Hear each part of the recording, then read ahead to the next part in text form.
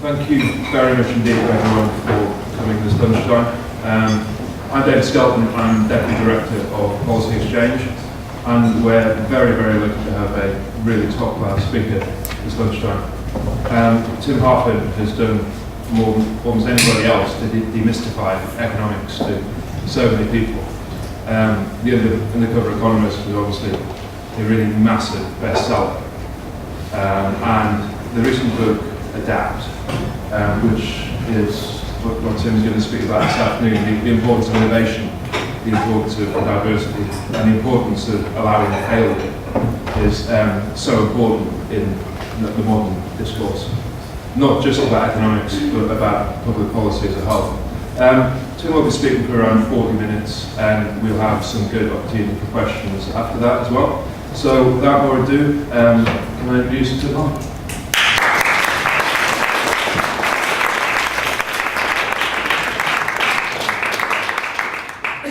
Thank you very much. Why don't we start by considering an extraordinary document which was released by the British Air Ministry around about 1930. It was calling for a specification for a new fighter plane.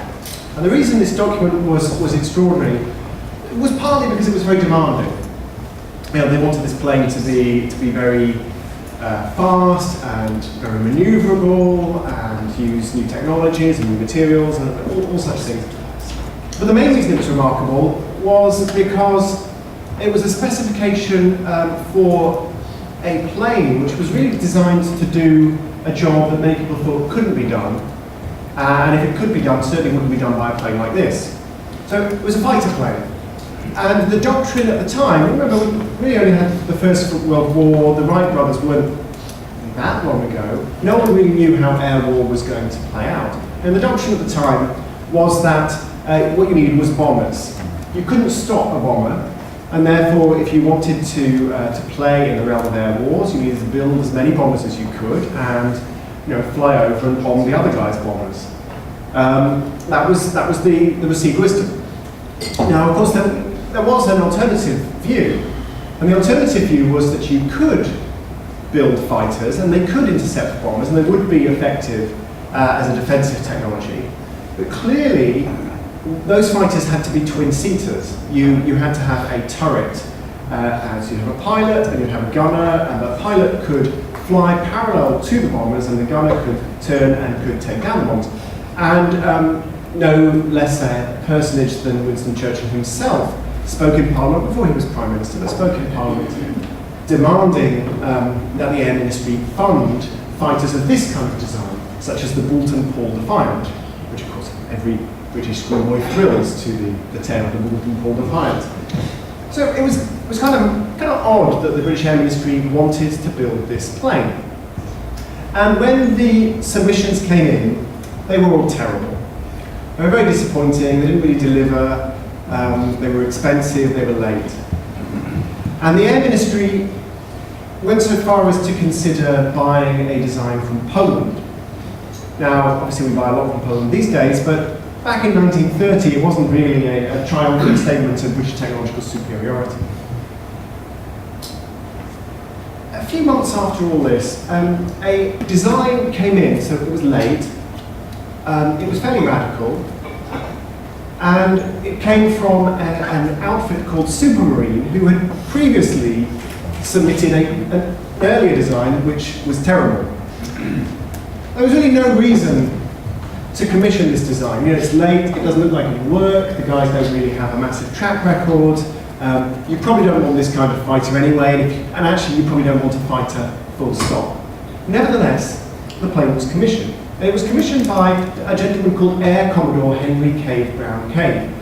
When I hear the name Air Commodore Henry Cave Brown Cave, I imagine a guy with a moustache like this. I don't really know what he looked like. But he commissioned this plane, and he said, well, it'll be a most interesting experiment. The plane went on to be the Supermarine Spitfire, which was hugely influential in the Second World War. Opinion is divided about exactly how influential, but at the very least it was a hugely inspirational technology, and many people would argue it was decisive in winning the Battle of Britain for Britain. By winning the Battle of Britain against pretty overwhelming odds, there were 300 Spitfires, 500 Hurricanes, and over 2,500 Luftwaffe planes. By defying the Luftwaffe, by turning them away, it probably prevented Nazi Germany invading the UK, which obviously, to those of us in this room, is probably something of a concern.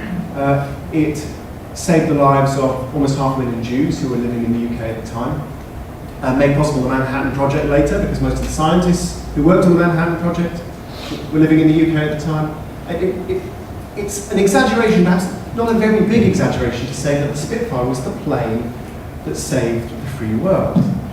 And men would volunteer from all over the world, from Australia, from California, from Canada, just to fly this plane. And his pilots loved it, and even his enemies loved it. Adolf Galland, who famous German fighter ace, was once asked by Hermann Göring what he needed to defeat the RAF, and Adolf Galland rather tensely said, well, I should like an outfit of Spitfires. This plane's hugely important technological innovation was commissioned for a prototype price of £10,000, which is roughly the price of a family house in Hackney at the moment. We adjust for inflation and for the cost of living. The reason I'm interested in the Spitfire is because a lot of the technologies that really matter are incredible long shots and pay off. When they pay off very big indeed. We tend to think of technology as an investment. We tend to think in terms of rates of return. So you put money in a bank account and it gives a rate of return, which is negative in real terms at the moment. You put money in the stock market and that will also deliver a return. Maybe the return will be slightly higher. It'll be more uncertain. But really neither of those models conveys the idea of investing in innovation. Because so many innovations are catastrophic failures. And a small number of innovations pay off in such a way that you just could not, even the most daring economist would hesitate to put a value on what the Spitfire did. And of course, it's not just the Spitfire. So you think of antibiotics. The richest man in the world, Rothschild, died in, I think, 1847 due to an infected abscess. He presumably would have paid every penny he had for a cure, and the cure 100 years later was available for just a few pennies. So some of these innovations have this huge, huge payoff. You could call them lottery tickets if you like. That's probably not quite the right term, because for a start the payoff to a lottery is negative, and secondly, at least with a lottery you know the odds of success. Excuse me, you know the odds of success, and you also know what the payoff will be if you do win.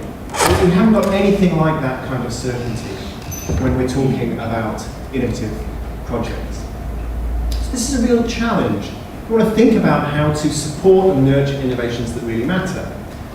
Because it's so imponderable that the failure rate is so high, we're dealing with real long odds projects. They are, if you like, you could borrow the terminology of Nassim Taleb, they're positive black swans, high impact, low probability events, and they're utterly unpredictable. So how should we think about funding such projects? How should we think about supporting them? It seems to me, given the number of near misses that the Spitfire had, the number of times it was nearly shut down by, Hugh Trenchard, the head of the RAF, thought that super-fast planes designed by Reginald Mitchell, Spitfire's designer, were freak machines. He tried to get the whole thing shut down at one stage.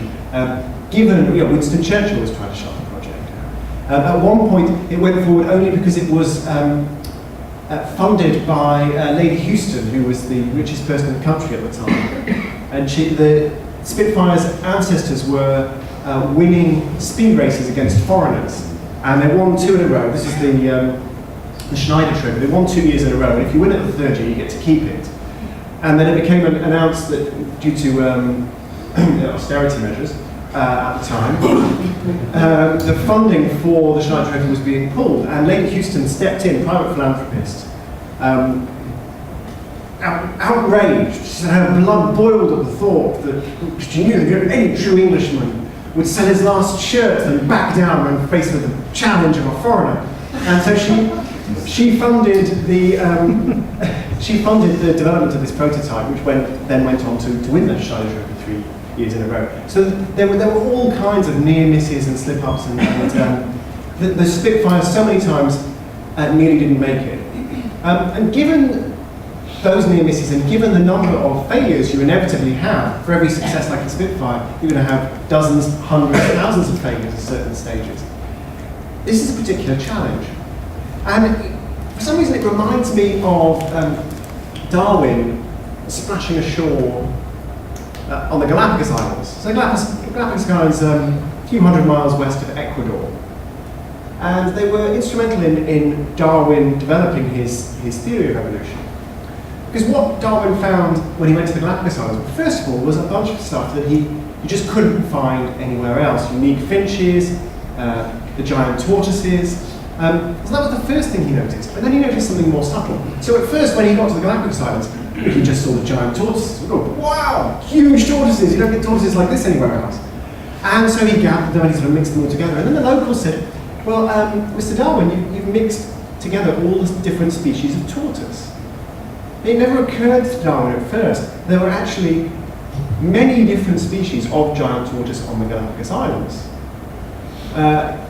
Just the whole bigness kind of overwhelmed him. And the locals were easily able to sort them out. Well, this is from this island, this is from this island. This one's got a sort of big arched neck because sort of arch in its shell so that it can lift its neck up high and reach for higher branches and berries, and because that's what the flora is like on that particular island, and this one's a bit different. And I would say, hang on, you tell me all the flowers, all the plants are different on the islands? Oh yeah, it turns out they are. And then when Darwin went to look, yeah, the flora is different on all the islands, and the finches, the most famous perhaps are the finches. So every island has its own species of finch with different beak designs to deal with what, some for insects, some for flowers, some for seeds, some for cracking nuts. And I realised, well, if you want all of these different ideas to develop, separating out the different projects and encouraging a very pluralistic environment, where you are not just cutting ideas too early, is really the way to go. Pluralism is absolutely fundamental to innovation. And you might think, well, that's great, because actually we now live in a very pluralistic world. There's basically never been so many brilliant universities. There have never been so many startups. You've got the cluster around Boston, and you've got Silicon Valley, and you've got Silicon Fen, and Silicon Roundabout, and Silicon this and Silicon that. You've got the superconductors in Taiwan. In Nigeria, you've got the industrial cluster called Tai 2. Very imaginative. So many sort of different sources of innovation. You would think that we were doing terribly well as far as innovation is concerned. And up to a point, we are. We are doing very well where this pluralism is actually happening, where this pluralism is possible. So in software, where thanks to very cheap computers and wonderful software tools, you can create amazing things in a garage. And Mark Zuckerberg produced Facebook in a few weeks in a dorm room. Sergey Brin and Larry Page created the basics of the Google search engine as a graduate student product in Stanford. I mean, where this pluralism is possible, we're making tremendous innovative progress. There are, of course, dozens, hundreds, thousands of projects we never see because they're rubbish, they never catch on. But we see the successful ones. And they're able to be generated in these very, very small little hothouses of innovation. The trouble is that many of the innovations that really matter cannot be produced in garages. We haven't had a new antibiotic, sort of serious new class of antibiotics, since the early 1980s.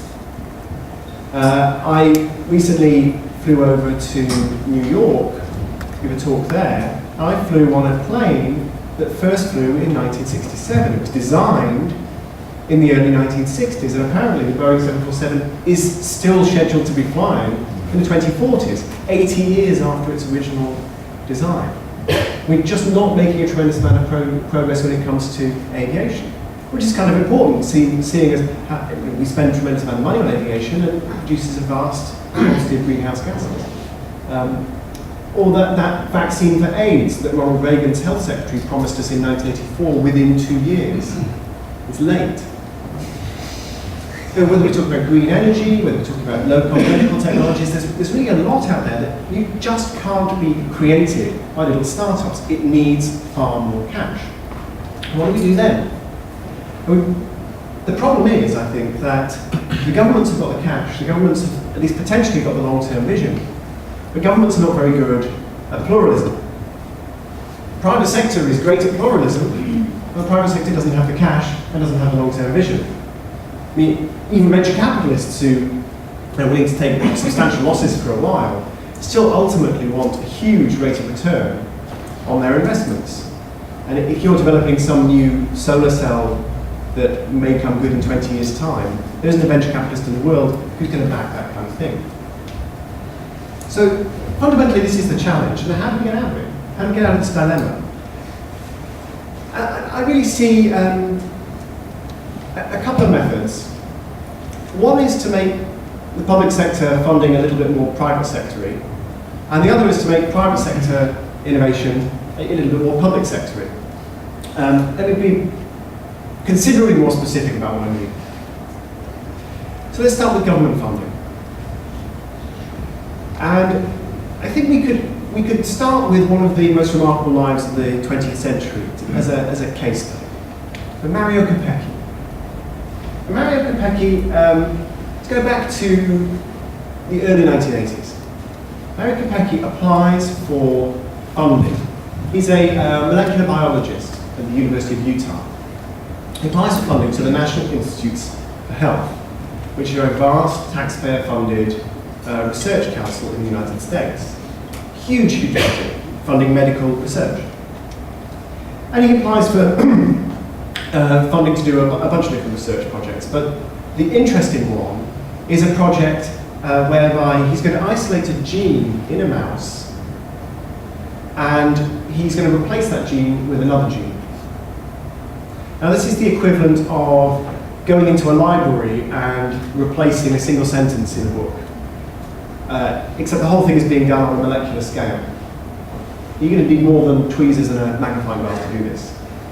And remember, this is over 30 years ago that he's applying for this funding. And the National Institutes for Health,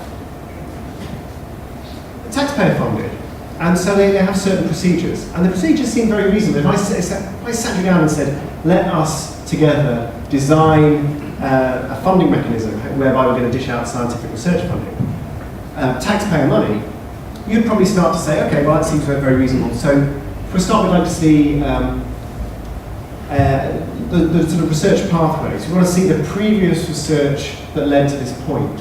And we'd like to see justification for why you're likely to succeed with this project. We'd like to see frequent progress reports. Come back in 3 years, tell us if it's actually working, all that money we gave you, are you getting results? We'd like a board of expert scientists to peer review this thing. That's the kind of thing you'd probably come up with. And that's exactly the filter that the National Institutes for Health applied to Capecchi's research. And they basically said, well, to be honest, Mario, this looks like science fiction to us. We don't think you can do it. We're going to give you some funding for your other projects, your safer projects, but we're going to downgrade your funding application because there's this wacky mouse idea in it, and we strongly advise you to steer well clear. And Capecchi has this problem. He's been given this money. If he annoys the National Institutes for Health, he's probably going to get his funding pulled. He's a tenured professor, so he'll still have a job, but he might not have any PhD students, postdocs, might not have a research lab. And it's a big deal. It's a big risk he's taking. And he doesn't think he's very likely to succeed either. But so what does he do? Well, to understand the psychology of what may be going on, let's go a little bit further back. Let's go back to 1942, when Capecchi has his first memory. And Capecchi's first memory lives in North Italy with his mother, who never married his father because he was violent. His first memory is of the Gestapo turning up at the house and taking her away to a concentration camp, which she expected because she was a political dissident. And she lent some money for Mario, who was 4 years old, to be taken care of in the local village. And that happened for about a year, and then it's not clear exactly how or why, but Mario left the village, possibly by himself, possibly with his father, but for what reason we're not quite sure, and he ended up in the care of his father in Emilia-Romagna. And he ran away after 6 weeks because his father was so violent towards him. And he later said, nothing that happened to me before or since was as painful as having my father beat me. So he's now 5 years old and running wild on the streets of the Italian cities. World War II is still going on, and he joins gangs, he's in and out of orphanages.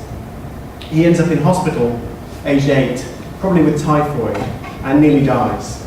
And on his 9th birthday, a strange woman shows up at the hospital, dresses him in traditional Tyrolean clothes, little hat, he still has the photograph of himself with a little hat with a feather in, and takes him to America.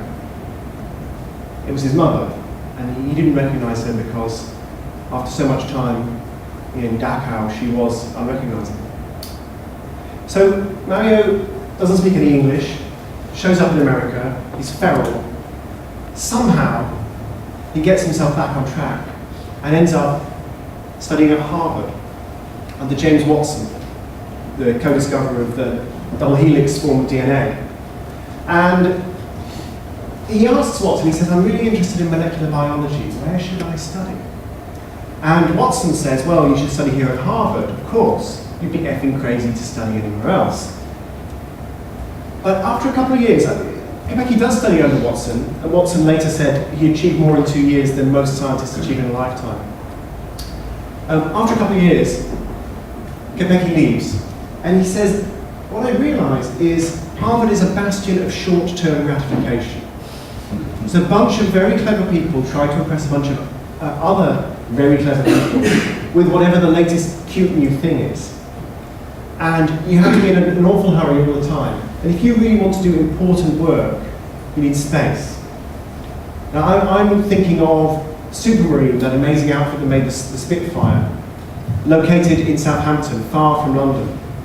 They later fought to offer to take over a bid from Vickers. Vickers bought them out, but they refused any managerial control from Vickers.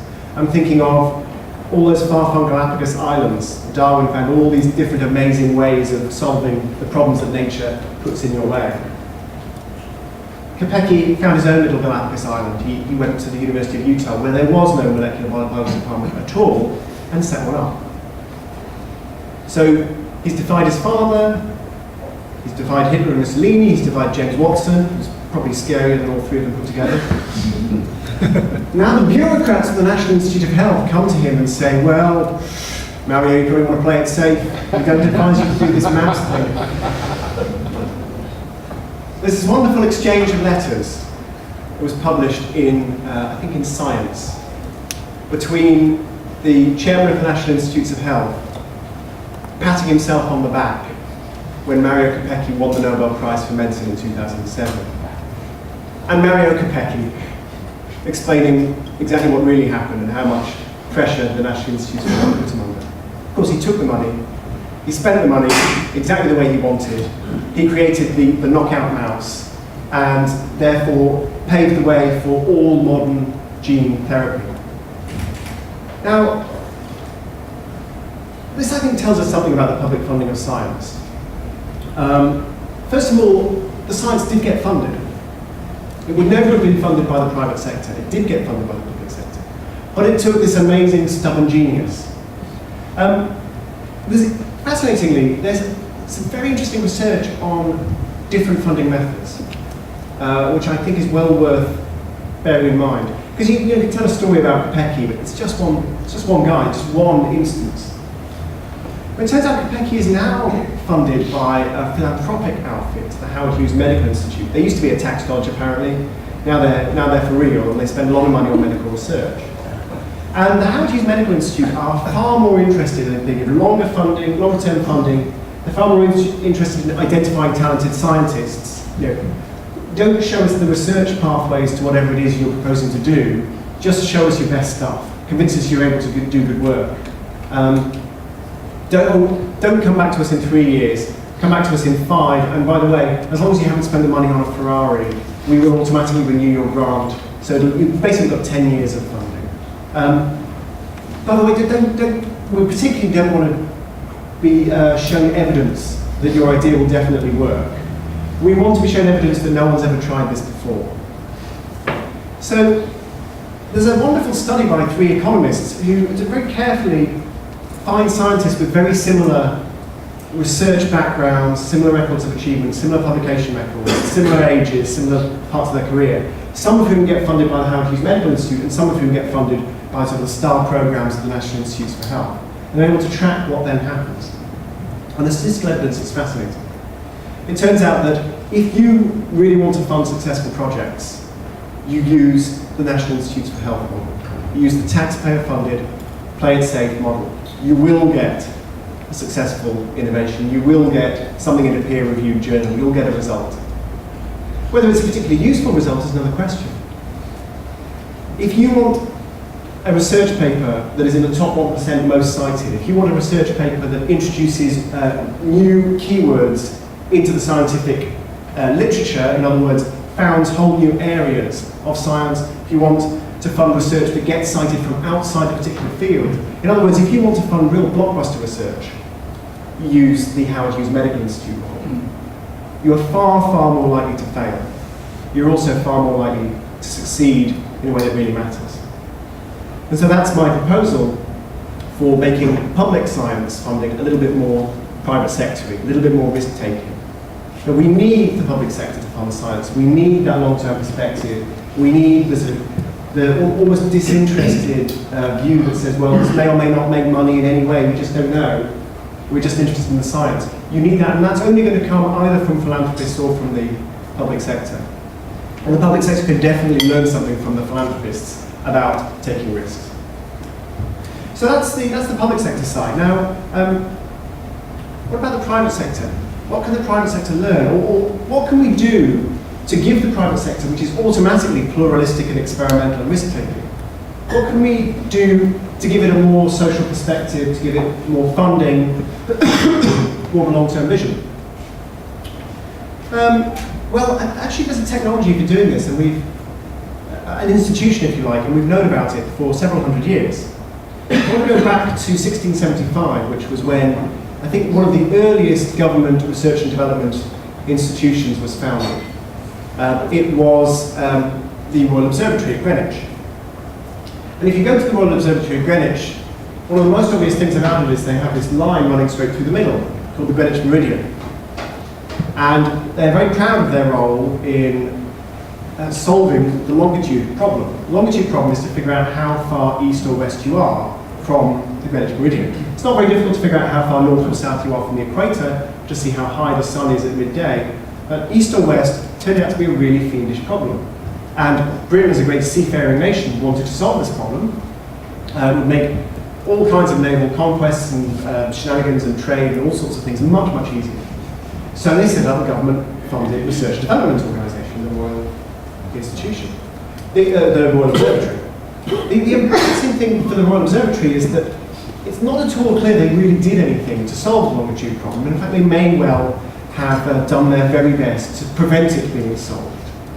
The real crisis moment came in 1707 when a fellow called Admiral Sir Cloudeshley Cheval managed to wreck pretty much the entire British fleet off the coast of Cornwall and killed about twice as many people as died when the Titanic was sunk. Cheval himself actually survived the shipwreck and sort of crawling up on the beach was murdered by a passing villager. So there is justice. Anyway, this created a huge political storm because people said, look, it's been over a generation since we set up the Royal Observatory. You're supposed to solve the longitude problem. We just lost thousands of men, lots of important ships, key ships, and it wasn't Bermuda or Cape Horn or anything, it was Cornwall. They just didn't know where they were. You what are you guys doing? And so Sir Edmund Hawley, the comet guy, and Sir Isaac Newton were consulted for their advice. And they said, well, you should set up a prize. Make it a big fat prize for whoever solved this problem. And then, of course, all kinds of cranks came out of the woodwork, but so too did the solution. The wonderful thing about these innovation prizes is the solution can come from anywhere. You've got the government funding, you've got the government's long-term vision of what it needs to achieve, but you've got the private sector pluralism. And in this particular case, the problem was solved by a village carpenter called John Harrison, who was basically able to make incredibly accurate clocks, which you can see on display at the Royal Observatory, despite the fact that the Royal Observator, Neville Maskelyne, tried to destroy them. He really was a big fan of the idea that an astronomical solution would be found, rather than just this boring, accurate clock-making business. Wasn't that Harrison who came up with the idea of just building a clock? I mean, Isaac Newton had pointed out that would work, but just assumed that clocks were all pendulum-driven. You could have a clock on the deck of a ship, changing temperature, changing humidity. You're just never going to be able to build it accurate enough to do the job. John Harrison proved otherwise. Now, these innovation prizes caught on for a while. So Napoleon announced one, an army marches on its stomach. Napoleon announced a prize for food preservation, and it was won by a guy called Nicolas Appert, who is credited, well, he definitely developed this method of sterilization, which is the precursor of modern canning. He also probably invented the bouillon cube. I have seen him credited on one website with the invention of chicken Kiev. I do not believe this. But who knows? Who knows? The internets are full of wonderful things. So Nicolas Appert created modern canning, and it was a prize offered by Napoleon. But the intellectual climate started to change. One of the key events in this was when the French Académie des Sciences were given a substantial legacy by Baron de Montyon. And because of the French Revolution and so on, it wasn't clear how much money de Montyon actually had. And that was sort of argued over for a while. And by the time it became clear that he'd given them a substantial legacy, in that window of uncertainty, they basically started looting it. Because de Montyon said he wanted to set up 2 innovation prizes.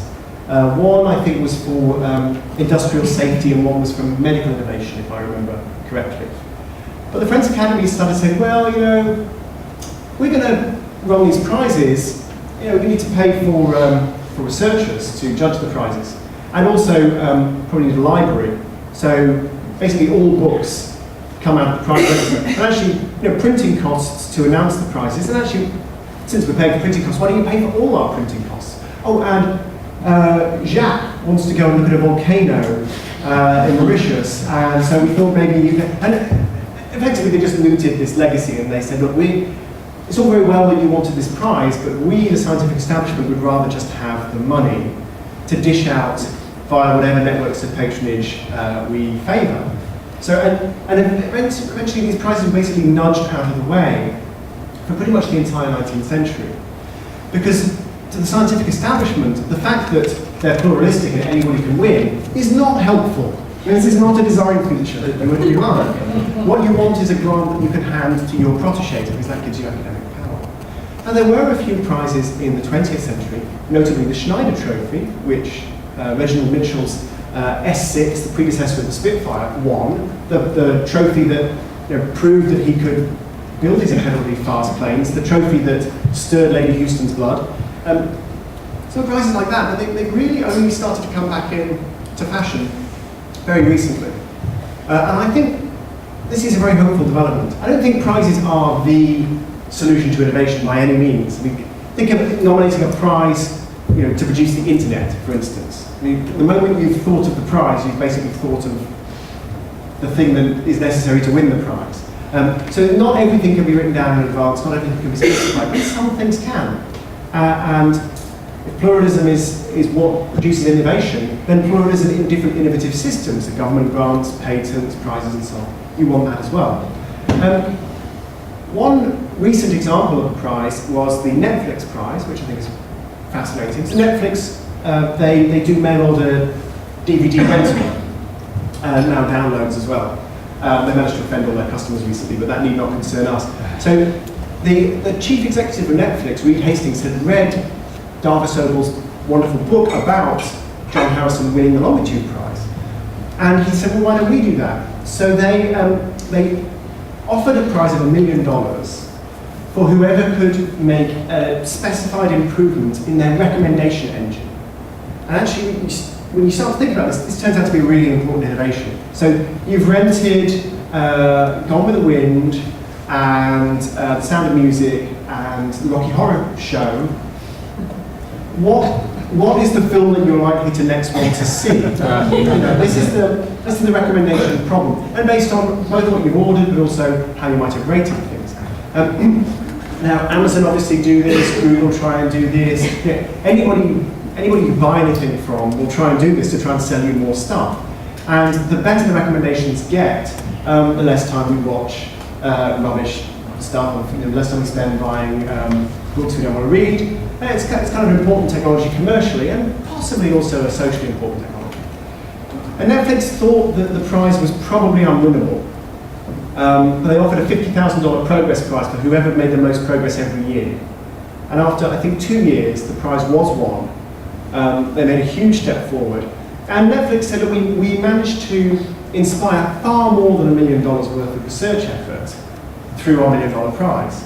Now, I don't think that has to be true for all prizes. I think a prize can still be worth it if it inspires less. A $1 million prize can still be worth it if it inspires less than $1 million worth of research effort.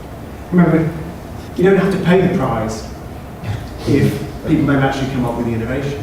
And one of the most important prizes I think that's around at the moment is the Advanced Market Commitment, which is a kind of prize for delivering successful vaccines.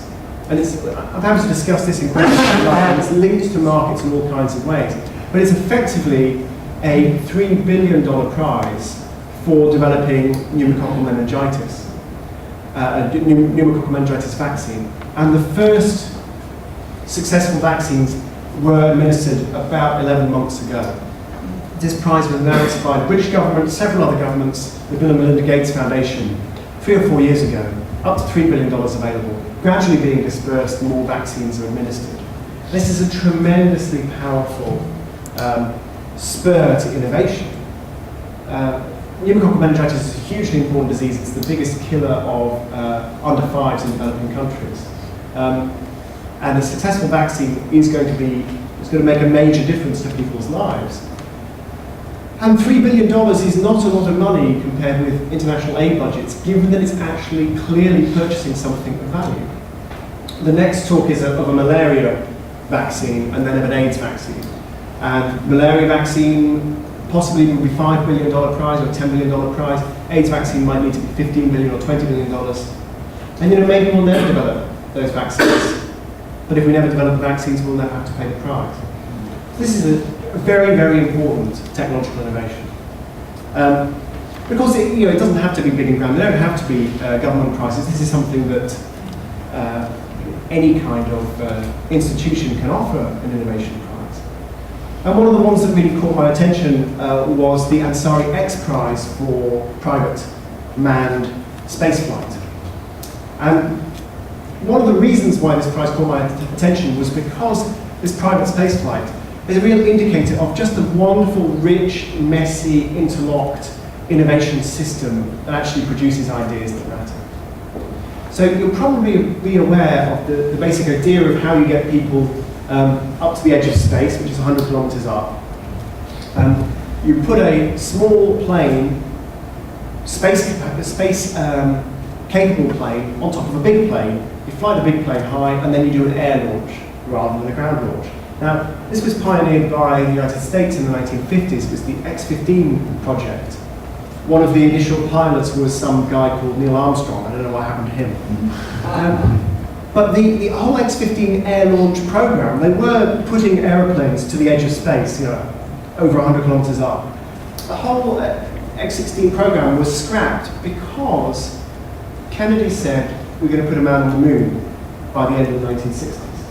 Which was a tremendous, inspiring commitment and turned into this amazing project, the Apollo project.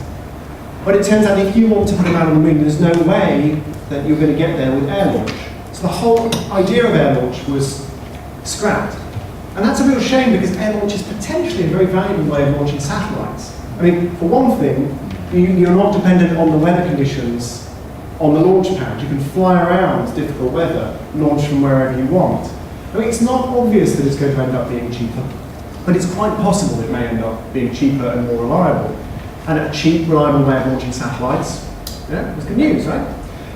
So the initial spur comes from government. The initial research is done by government. Then you have this hiatus.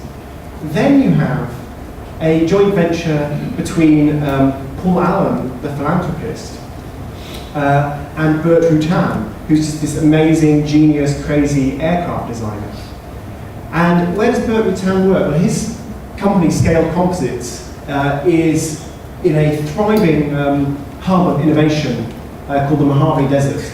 There's another Galapagos island. It's like Mario Capecchi going to the University of Utah. And Rutan says the reason we innovate so much in Mojave, I mean, there's a spaceport in Mojave. I mean, this is where the private space industry is.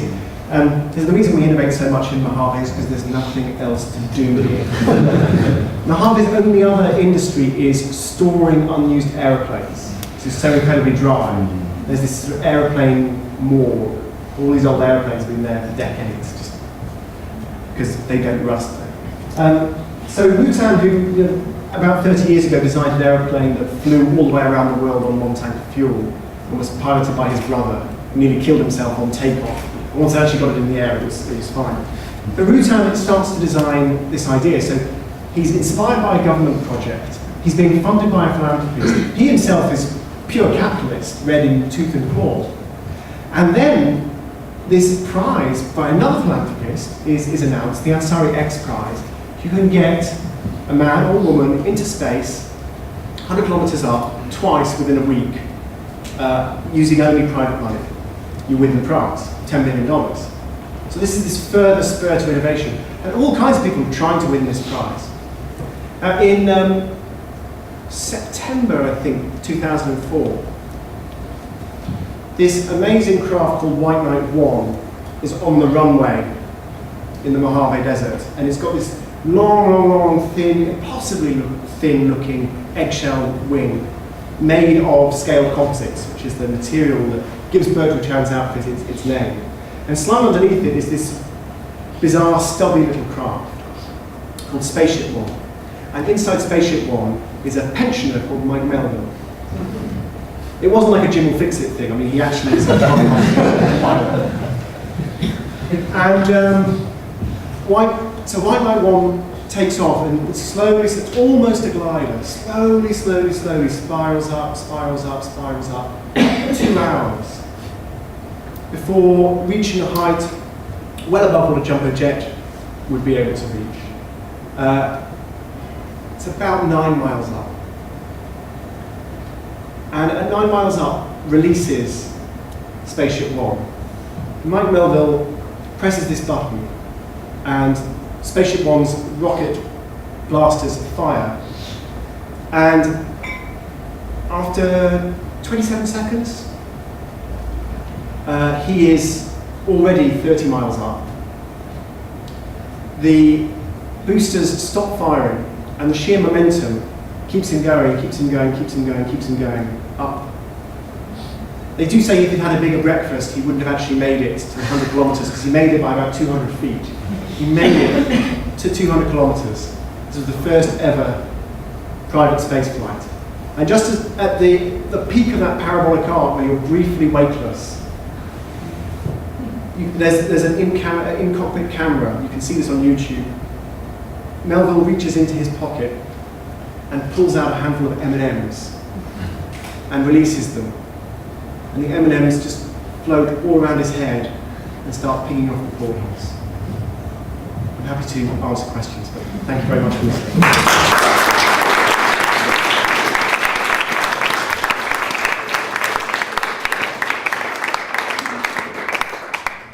Thank you, that was really fascinating. We've got a good amount of time for questions as well, so I'm sure there's a lot for us to get our teeth into. Lady at the back. Thank you. Wonderful story. and with such purpose, but not very much new in any of that, about the price giving and so on. And so are you really saying that we need to have more tax breaks for philanthropic foundations and that we should just be doing more thinking?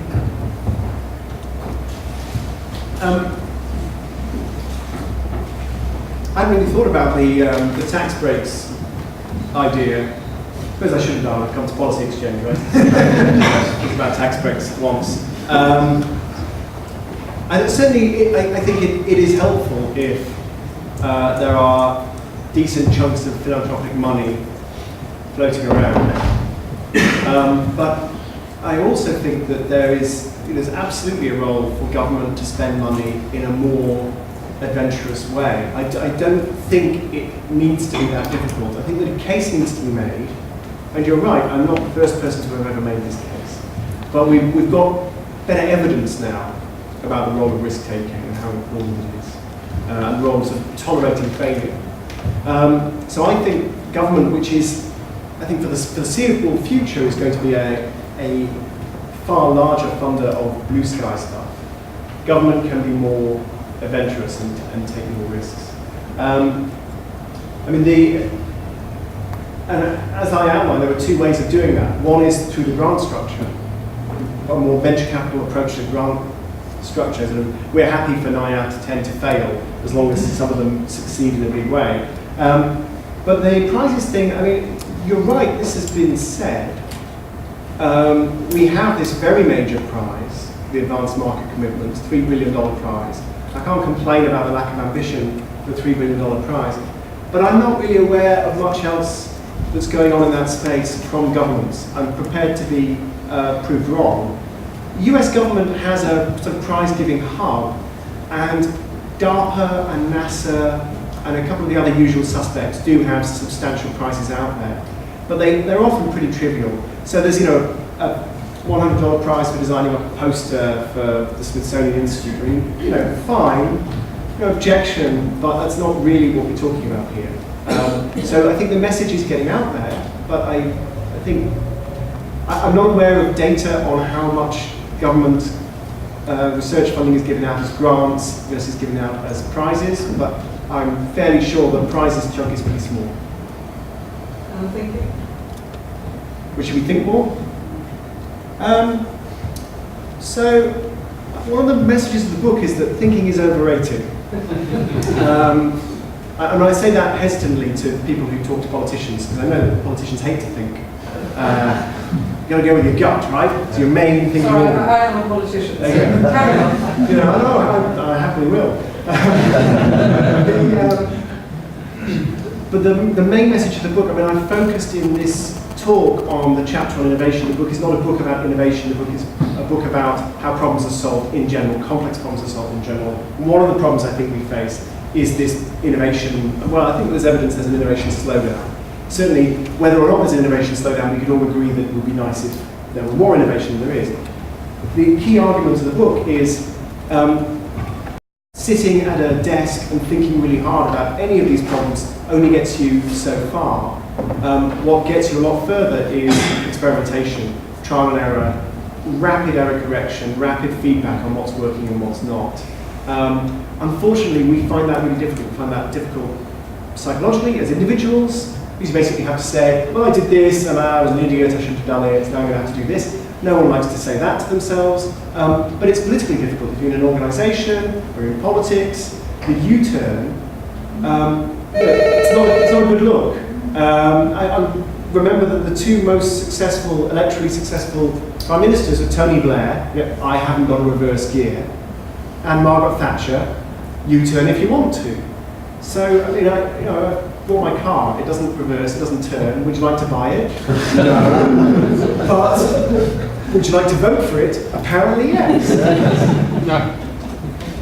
If anyone's standing at the back, there are some spare seats in the front, by the way. Alex at the back had a question, and of course the gentleman in the blue shirt. I was going to say, it was a great book, having read the whole thing, and the talk was very interesting. The point about, at the moment, there's a belief that there are a lot of asset price bubbles. So in a way, your argument could be a solution to that. If you said greater public sector prizes, more private sector investment might be channeled into that, rather than going to the stock market and the housing market, which are two sort of asset price bubbles in a row. So it could be a way that if the government set up these prizes, you could attract more capital. And that also made me think that the point about the prizes, you can almost get a sense of what you're trying to fix by sort of the externality point. So if you know that the externality, for example, having driverless cars would be no car deaths, no congestions, XXX, you could say the price is X, and then if you're doing some kind of drug research, you say the price is Y based on the amount of lives saved. So you've got a sort of almost a ballpark way. I thought that was something that you kind of hinted at that in the chapter, didn't really explore externalities as a way of setting. And then finally, I thought that the problem with this, however, all becomes political. The moment you start saying, I'm a government, I'm setting a price to get a driverless car, the existing car companies will sort of come and try and burn your house down as well. So the politicians saying that you're going to a huge firestorm against you. So I thought it was interesting, but how would you get around the practicality of any prize that's set has vested interest, both the establishment that currently runs the research and the people who lose out if you come up with a radical new way of doing things, all the people who lose out there. Both of those groups will unite to fight anything you come up with. So, in terms of the bubbles, I mean, yeah, it would be great if our financial system in general was better at diverting capital to productive uses, rather than bidding up the price of houses or financial assets. I have, as you know, since you've kindly read the book, thank you, man of taste. There is a whole chapter on trying to make finance safer, and the basic idea there is to draw on ideas from safety engineering in all places, because these guys have really thought about system robustness and what happens when a system is not very tolerant of errors and how you can make it more tolerant of errors. So, you know, I do deal with that, but I suspect it's going to take a lot more than simply prizes to prevent financial bubbles. But still, you know, why not? It's worth trying. In terms of the vested interest, you make a good point, but for me, the main attraction of prizes is that it gets around vested interest better than many alternatives. I mean, clearly, when you try and set up a prize, you'll be subject to lobbyists who say, don't waste all that money on that prize, give us the money instead. But that's kind of a tougher call to make. The prize is very open, very transparent. People like prizes. They get excited about prizes. They like winners and losers. You know, I mean, prizes are quite easy to sell. If you and also you don't spend the money now, you spend the money later. That's nice. Yeah, hurrah. If you're doing any other sort of form of funding, that I think is much more subject to vested interest. I mean, clearly, John Harrison's experience making this clock that was incredibly accurate that won the Longitude Prize. Well, I say it won the Longitude Prize. That's not strictly speaking true. Harrison didn't win the Longitude Prize. In the end, by petitioning the King, he won a direct grant from Parliament of value equal to the Longitude Prize, but he never won the Longitude Prize because the astronomers controlled it and they didn't want to give it to him. So, I mean, there is a lesson there with all of these prizes, who writes the rules and who judges whether the prize has been won or not. And if it's a few $1 million, that probably doesn't matter very much. If it's billions, then this is clearly going to be highly contested. But I still think that one of the key attractions of the prize is that it cuts through a lot of the vested interest.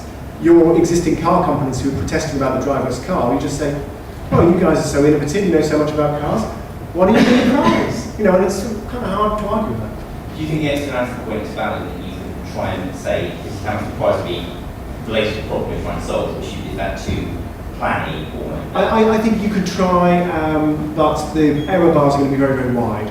But it's better to try than not to try. But you would also want a sense of not only how much the prize is worth, but also how difficult the prize is to win. I mean, if it's worth $100 billion, but you could produce it for 100 million, why would you need a $100 billion prize? You know, make it 100 million, and hopefully it'll still. And if nobody wins the $100 million prize, you can start ratcheting it up. We had quite a few hands up there, so if we can take a few at once. The chap with the blue shirt who had his hand up before, and then the gentleman with the purple tie behind him, and the gentleman stood at the back. I'm afraid I haven't read the book, but I have listened to many editions, more or less, to things my question is, do you think when you mentioned that there was a dip in innovation, I'm guessing you mean in this country, I don't know if that's true, but I wonder whether there is a role to play for education and culture around innovation. Certainly, a lot of the experience in my life so far has seen a lot of very intelligent people making decisions about their education and their job, which are more related to paying their rent than they necessarily are to giving flight to their educational fancy. I wonder whether we need a way of getting smart people out of very well-paid jobs in, for example, finance, where I work at the moment, and into the kinds of maybe slightly less well-paying jobs that maybe you can do, such as broadcasting and innovating and that.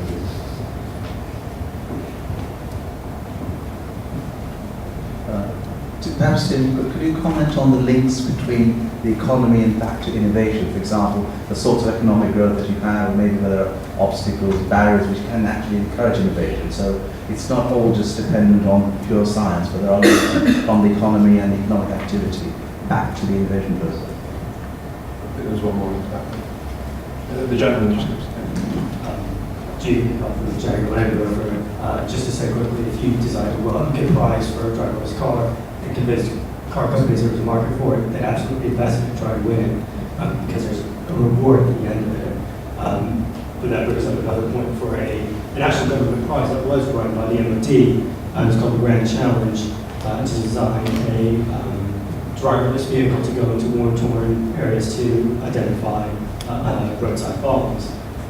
Very successful, encouraged a lot of collaboration between defense companies, supply chain companies, students. At the end of the day, the MOD bought a cheaper version from the US. There was no prize. I was wondering if you could talk a bit about, were there any lessons to learn about how to design a prize so you get the right response from the private sector, but also you prevent looting from the establishment, the French example you gave, but also preventing the kind of, well, we can get the answer cheaper from someone else. So, on the subject of culture and innovation slowdown, no, I don't just mean in the UK. I do mean globally. I think that so one measure of this is that we have vastly more university-educated people, vastly more postgraduates, vastly more patents, vastly more scientific papers. And no sign whatsoever of all this input leading to a faster rate of output. And you could name examples. They sort of said, look, aviation, what's going on? Nuclear power, green energy, drug development, the drug pipeline is pretty dry. I mean, there's lots of different examples to point to. But I think just generally, the underlying process is, I think, reasonably simple.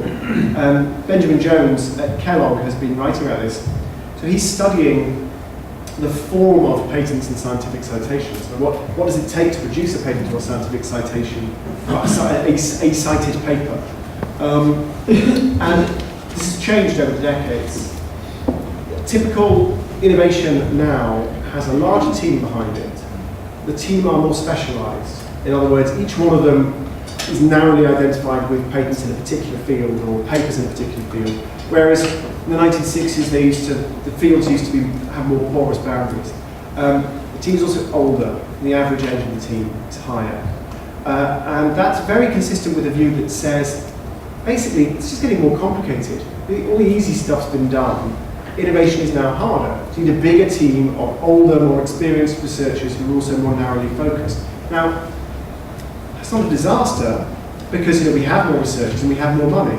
So we could, if the bill for innovation has risen, we can pay. But it makes it an organisational problem, and it's an organisational problem I think we haven't really given any thought to. Then we just sort of thought, well, yeah, we've got the universities, we've got grants, we've got the private sector. These problems will get solved. And I think we need to focus a bit more on that. Culture is clearly important, and I think the way our children are taught is important. My 7-year-old daughter has just gone to a new school. It's supposed to be very, very good. It's supposed to be very forward-thinking. Her teacher seems to be spending an inordinate amount of time focusing on her handwriting. I'm going to try and teach her to code. I mean, it's a slightly sore point, but my handwriting has always been terrible. My handwriting was so terrible at primary school. The headmistress of the school got involved. It's not a public school, though, it was a comprehensive, primary school. I spent evenings copying out lyrics to Flanders and Swan songs to try and improve my handwriting. This made me an expert in Flanders and Swan. Didn't improve the handwriting. And as I said to my daughter, as I explained this to her, I said, "And do you know what my job is?" She said, "You're a writer." I think, exactly. So we sort of focus on these useless skills like handwriting and less focus on, I think, science. And science as a process, software engineering as a process, the basic skills involved. But also a tolerance for failure, which I think is very important. I understand why schools are very focused on getting the correct answer. I mean, that kind of goes with territory. But when you think about it, it's actually a fairly bad model. So the model is, here's a problem, it has a right answer. Okay? I'm an authority figure and I know what the right answer is. You really have no excuses for not getting the right answer. And you will be praised if you get the right answer and chided, maybe severely, maybe just quietly. You'll be made to feel bad if you get the wrong answer. Now that's fine as far as it goes, and it's appropriate for the kinds of problems that people study at school, but it's not a very good model for real world problems, where the questions are open-ended, there may not be any answers, nobody knows what they are. I mean, it's a totally different model. So I think we need to give a little bit of thought to that. There's some very interesting stuff being done by the psychologist Carol Dweck about how children are challenged, how children are praised, and what they're praised for. So, for instance, being praised for effort rather than being praised for intelligence seems to encourage more risk-taking and more effort. If you're told, well, you solved those problems because you were clever, then when you get a harder problem, you can't solve it. Well, logically, you must be stupid, right? And so, I think we're just scratching the surface of this. But fundamentally, I think this is the underlying infrastructure of scientific advancement is just getting harder. We've done the easy stuff. So I don't think it's all about British economic decline or anything like that. I don't think we should beat ourselves up too much. I just think it's a problem globally we need to be devoting quite a lot of attention to. So, question about sort of economics first innovation. I mean, you're right. I focused quite a bit on blue sky research. Maybe because I'm less worried about other kinds of research. I mean, I sort of think that once we get into standard market processes, if the market is working reasonably well, we don't have a lot to worry about.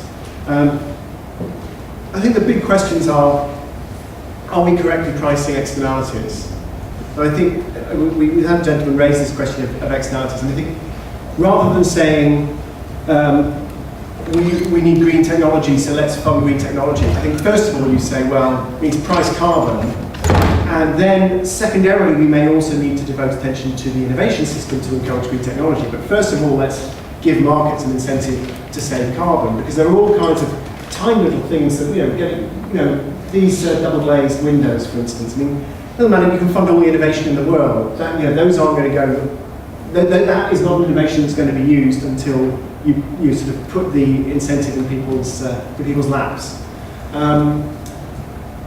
The final question about how to design prizes. So I think this is a technical problem that we're solving more and more as we consider it and as we learn from badly designed prizes. I'm not an expert in the legalese of these prizes, but so number one is you need to think about the credibility of the prize. It needs to be clear what needs to be done to win the prize. It needs to be clear that that's actually what you want. I mean, there's this famous managerial paper, The Folly of Paying for A while hoping for B. I mean, make sure your price is actually well specified, make sure it's transparent, make sure it's appropriately publicized. Some of these early prizes I've been talking about, like the Netflix prize and the X prize, they've been great at really stirring up a massive amount of interest. I think if prizes become more routinized, that's not going to happen. I mean, people are not getting excited about each new prize because they've heard it all before. But you still need to make sure that the appropriate people have found out about the prize. just the same as you would hope that people would, if you're advertising a job, you want everybody qualified to hear about the job. The design of the advanced market commitment is very interesting. So this is the price for vaccines. Think about the problem. You're saying, right, we've got 3 billion. If you produce a pneumococcal meningitis vaccine, we'll give you the 3 billion. That initially seems like a reasonable way of designing the price. But all of these vaccines have wrinkles. So some of them have side effects. Not all, they're not fully effective. Some of them are easier to distribute than others. Some of them can be refrigerated, some can't. Some of them are more expensive to produce. So if you think about that initial price design that I specified, actually implicitly what you're rewarding is speed. Whoever reaches whatever this minimum standard is first gets the prize. That's not necessarily the way you want to structure it. How the advanced market commitment has been structured is as follows. It is a subsidy per unit with an agreed market price. So the firms who want to participate in the competition sign up in advance. They say, okay, if we produce a pneumococcal meningitis vaccine, we retain our patent, we retain our intellectual property rights, but as a condition of having signed up to the prize, we will only sell it in the following way. And in particular, we will sell it at the following price. So you specify a price, I think it's something like $3. And these things are probably, you would probably hope to sell them at $15 in an open market. Except poor people can't afford the $15. So you're selling at $3, and you're selling this to Oxfam, Médecins Sans Frontières, developing country governments. These are the kind of the markets, or possibly private clinics in poor countries. So you sell it at $3. Every sale attracts a $12 subsidy from the Advanced Market Commitment Fund. And if you think about that, that doesn't completely solve the problem, but it solves a lot of the problems. Because let's say you come to market first, and your products are rubbish. Well, you might sell a few, and then the person who arrives 6 months later with a far superior product is going to attract everybody else, and they will make all the sales, and they will get all the subsidy. So the person who got there first with a bad product might get a small slice of the subsidy, but the others might do better.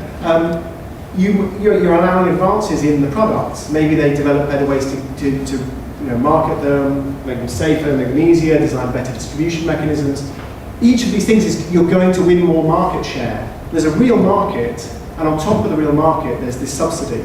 And when the 3 billion is exhausted, that's it. And then you are then allowed to price whatever price you want. But by then, hopefully, you've got a lot of the vaccines out there already, and competition is going to drive prices down. So that's an interesting case study in how to price these things. But you've got to take it on a case-by-case basis. There's a very interesting legal stuff on what happens to the intellectual property as well. And that can be a condition of the prize one way or another. We've got time for a few more questions there. Gentleman in the front row, chap in the back with the computer. So the chap. You talked a lot, mainly about technological innovation there, and I do some work on social innovation, particularly around welfare markets. And I was just wondering what you thought about payment by results, or using prizes, let's say, as a method for spurring innovation in the social sector. There was another one. You want to take 2 or 3?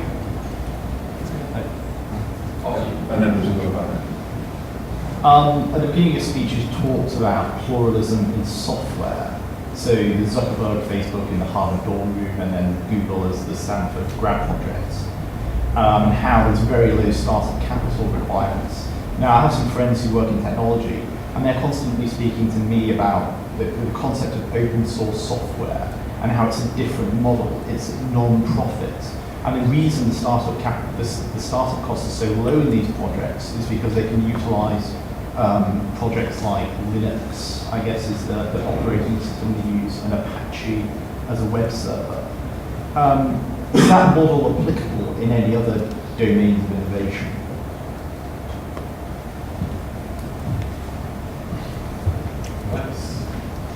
So first, I completely agree we should be teaching kids C++ and not handwriting.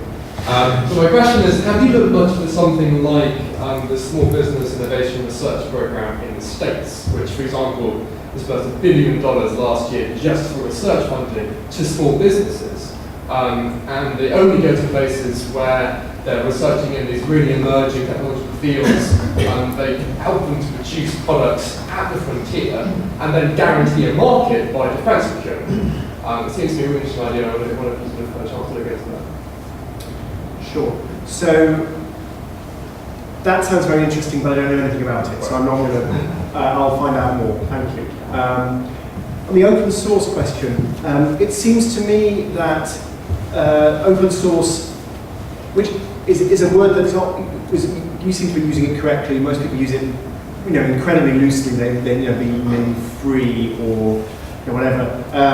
Whereas, as I understand open source, it's a particular way in which you allow access to the underlying intellectual property under certain conditions, and the conditions are that intellectual property that is derived from open source itself has to be open source. So you take some code, you add some further code to it, you're allowed to do that, and you're even allowed to sell it, but you then have to open up your own code and let other people build on it. That's my understanding.